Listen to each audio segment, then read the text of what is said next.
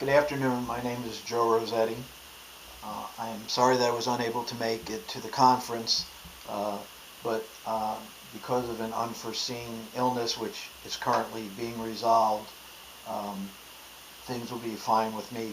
Uh, Before I go any further, however, I would like to extend a word of gratitude to the organizers of the conference for allowing me to make my presentation this way and saving my presentation. So we're going to try to do this through a YouTube video. As you can see, the title of my presentation is A Case Analysis of Supply Chain Brand Consolidation in a Consumer and Commercial Credit Dependent Entrepreneurial Venture. I had one overriding objective, and it was to develop a package of comprehensive instructional materials to help demonstrate key factors which influence the success and failure of entrepreneurial ventures. I thought about what might be the most appropriate methodology, and as most of us are well aware, the comprehensive case model is utilized extensively in our classrooms. I decided to take it a considerable step beyond, and I pursued the development of a 250-page novel which traced the 30-year process of venture creation, expansion, and ultimately the collapse of a single entrepreneur. My initial concept development was to investigate the potential perceptions of a vertical marketing franchise system and the entrepreneur's corresponding perceptions and expectations, which I think by the visual on the slide we'll have a pretty good idea that what that is with a for-profit business. I know this slide is going to be a little difficult to see, and I apologize for that, but I'm going to basically be reading it anyway. In order to do this, I decided that it would be most appropriate to investigate the positive and not so positive aspects of a franchising vertical marketing system. As we know, the vertical marketing system provides considerable support in entrepreneurship. A few simple examples include, first of all, across the marketing mix. Product line technology to ensure breadth and depth within the product mix that the small business person who is on their own may not be able to attain. The same applies obviously for target market identification.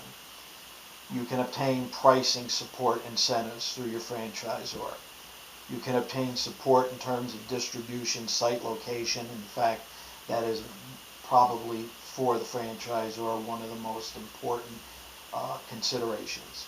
And then finally, IMC support, which is most obvious. Two primary examples consist of national advertising and then, of course, the development of co-op advertising. Outside of the marketing mix, two primary areas of support is the availability of proven business operation models, and then obviously the availability of capital support through and from the franchisor. So what I did was I conducted an extensive set of interviews, and through my interview and discussions, it became readily apparent that almost 30 years of experience that the entrepreneur had acquired actually reinforced the sense that the particular entrepreneur and franchisee can learn to perceive that minimal inherent risk elements exist within their business venture, and then they end up essentially viewing the business as almost infallible when things are going well. What might change this, I wondered? My first thought was economic crisis. Is it really the dominant and the uncontrollable external macro environment that we paint it out to be in the classroom? Unfortunately for the entrepreneur, and I guess fortunately for me, the circa 2008 economic collapse served as a backdrop as the dominant antagonist to develop the fictional account of a retail business collapse within the automobile industry, and it's based obviously on real-life empirical data. Once economic crisis hits, I wondered what potential disconnects can evolve between the franchisee and the franchisor. I ended up focusing on 4 basic elements: changes in resource availability, resource allocation expectation changes, changes in market objectives, and then changes in role perceptions as it applies to both the franchisee and the franchisor. As written, these are relatively general, but they were my starting point. From there, I moved on to specific investigative elements, and they are as follows. First, I wanted to take a look at the impact that economic crisis has on retail franchisees during franchisor brand consolidation. In this particular scenario, the franchisee had been approached by the franchisor at a time when the franchisor was consolidating their multiple brands at the retail level, and this franchisee essentially went from a single brand retailer to a multiple brand retailer approximately 2 to 3 years, and I may have already said that, prior to the 2008 economic crisis. So the timing was certainly an issue. Second, the impact of economic crisis on the corresponding availability of the dominant external resource, which is consumer and commercial credit for the franchisee. What I mean by that is relatively simple. I think we all know that there are very few people who walk into an automobile dealership, reach into their pocket, and pull out $20,000 or $30,000 to buy a car. At the same time, the franchisor does not load their location with inventory by doing the same thing. They need credit. They utilize in this industry what is called a floor plan. And as the economic crises continue to evolve, both of these availabilities of credit became more and more restrictive. Then finally, as a result of the restricted credit, I wanted to investigate the impact of that credit availability had on the entrepreneurial financial decision making, which was subsequently going to happen. So I wondered what information was needed for specific investigation of those particular elements.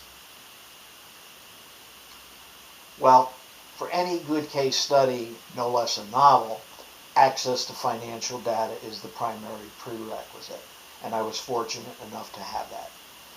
I focused on the specific consumer and business credit changes which took place, and then the corresponding impacts that they had on sales volume for the franchisee, inventory expectations for the franchisee, meaning that the franchisee now is going to have a different view of how much inventory they can essentially bring into their business. And then on the other side, the requirements and whether or not there is flexibility relative to the franchisor. And then finally, the ability to meet commercial mortgage obligations, and in this case, the obligation to meet the mortgage at the retail automotive site. A secondary investigation that I undertook was to analyze whether or not there was any potential mitigation of loss. To do that, I conducted an analysis of specifics relative to leveraging other commercial property that the franchisee owned, separate and distinct from the automotive site, and then certainly the residential property, in this case the home of the franchisee, as alternative means to secure capital, and then the corresponding impacts that that may have had in his effort to save the venture. What were the personal and business financial impacts which evolved. Well, first, there were real property losses. Initially, the commercial losses were the most dominant. The piece of commercial property which he utilized to leverage in order to obtain additional sources of financing to keep the automotive site viable, then essentially dried up, for lack of a better term, and he was unable to pay the individual who he obtained private financing from and secured this other site with his income that was being generated from the site where there were two national commercial leases. If that's confusing, what I'm trying to say is the other piece of property that he owned had two national leases on it that were generating income, which allowed it to be positive collateral for the private lender. Ultimately, that piece of property was lost because of his inability to sustain the automotive dealership. Then certainly he could no longer meet the obligation of his mortgage at the automotive site, and then that site was lost as well. At this point, the residential property, which was originally paid for, is now highly mortgaged and is in jeopardy as well. What's the contribution of the novel? In my view, it expands the current body of work. And what I mean by that is generally when we have case studies, whether those case studies are in a marketing class or whether those case studies are in a entrepreneurship class, they tend to be focused on one level of distribution, whether it be someone launching a small manufacturing business, someone, frankly, who could be an intermediary, or more commonly those at the retail level of distribution. What to me was missing was the intersection that took place at multiple levels of distribution. So my research attempted to extend across the vertical marketing system. As I said, this was a franchising study. So what I believe the research did was to reveal unrecognized incompatibilities that can exist between a franchisee and a franchisor across those two levels of the supply chain that really go unnoticed in times of prosperity. What was the dominant outcome for this work? Well, first and foremost, I want to make it clear that it's not designed to discourage venture creation.